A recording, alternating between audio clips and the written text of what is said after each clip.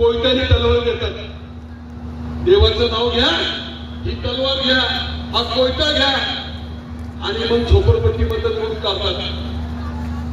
म्हणजे अशा तऱ्हेने जातीवाद करून ज्या ठिकाणी अल्पसंख्याक बांधव राहतो, ज्या ठिकाणी दलित बांधव राहतो, अशा भागामध्ये अशा झोपडपट्टीमध्ये ह्या निवडणुका निघतात नंग्या तलवारा घेऊन, नंग्या कोयत्या घेऊन आणि त्यांना पोलीस बंदोबस्त असतो.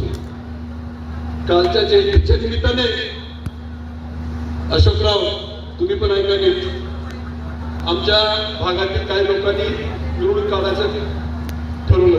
ते गेले खडक पुरुषला, आम्हाला परमिशन द्या.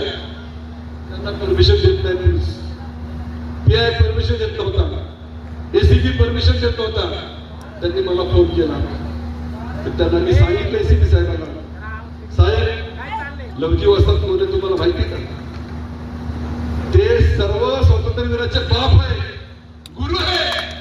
त्यांनी ह्या देशामध्ये जे स्वातंत्र्य निर्माण केले, जे स्वातंत्र्य निर्माण केले, त्यांनी ह्या देशाला स्वातंत्र्य मिळवून दिलंय. त्यांचं फार मोठं योगदान आहे. आणि त्या स्वातंत्र्यवीराचे ते गुरुवारी आहे. आणि त्यांच्या जयंतीच्या निमित्ताने आमची मातंगाची पोरं जयंती काढतात, त्यांना तुम्ही परमिशन देत नाही. आणि दसऱ्याला दुर्गा देवीचे नाव घेऊन, हातामध्ये तलवार घेऊन, कोयता घेऊन आमच्या झोपडपट्टीमध्ये ज्या भागामध्ये दलित मुस्लिम राहतात तिथून मिरवणुकीला तुम्ही परमिशन देता आणि पोलीस बंदोबस्त देतात. हा कसला नाही, ही कसली लोकशाही आहे? ज्या ठिकाणी अल्पसंख्याक बांधव राहतात तिथं देवाचं नाव घेऊन सामाजिक ध्रुवीकरण करायचं, जय श्रीराम बोलायचं. तुमच्यापेक्षा रामाला आम्ही जास्ती मानतो. आमच्या मातंगाचा इतिहास तुम्हाला माहिती का?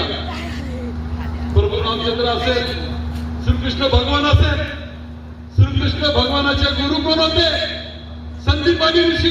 ते मानाचे, ते मानतात समाजचे. अरे प्रभू रामचंद्रने ज्या शत्रूची उष्टी बोरं खाल्ली तो आश्रम कुणाचा होता? तो आश्रम होता माता ऋषीचा. ते मानाचे. हा इतका जवळजवळ पवित्र इतिहास आमच्या मागायचा आहे. पूर्वी आमच्या समाजाचे पूर्वज भेटे एकमेकाला सकाळी उठल्यावर रामनाम बोलायचे. रामाचं नाव तोंडामध्ये घेतल्याशिवाय दिवसच होत होता. तुम्ही आता तर घ्यायला राजकारणासाठी रामाचं नाव घेतात, राजकारणासाठी देवाचं नाव घेतात आणि ते राजकारणाचा फायदा घेऊन तरुणामध्ये तुम्ही माते भडकवता. हे योग्य नाहीये, ही लोकशाही नाहीये. आदरणीय वंदनीय बाबासाहेबांनी संविधान दिले. या देशामध्ये प्रत्येक जाती धर्माच्या व्यक्तीला कायद्याने अधिकार आहे राहण्याचा, खाण्याचा, भाषण करण्याचा, आपलं मत व्यक्त करण्याचा. परंतु चाललंय काय समाजामध्ये त्याची जाणीव घ्या तुम्ही. जे शिकलेले आमच्या आहे बहिणी, ते शिकलेले कोण आहे त्यांनी जर चांगला अभ्यास करा. या जयंतीच्या निमित्ताने जर आपण आदरणीय वंदनीय लवजी वसंत खऱ्या अर्थाने मानत असाल, आपण लवजी वसंत खरी आव्हान असेल तर या दिवशी आपण बारकाईने विचार करा. जो पक्ष, जी संघटना, जे नेते मंडळी, जे राजकीय नेते मंडळी आपल्या समाजामध्ये फूट पाडतात, आपल्या समाजाचा फायदा घेतात आणि आपले प्रश्न असेच वेगवेगळे ठेवतात. आता आम्ही असे सांगितलं या भागामध्ये कसे कसे प्रश्न आहेत. आमच्या लोकांचा राहायचा प्रश्न आहे, आमच्या तरुण बांधवांचा नोकरीचा प्रश्न आहे, आमच्या आया बहिणीचा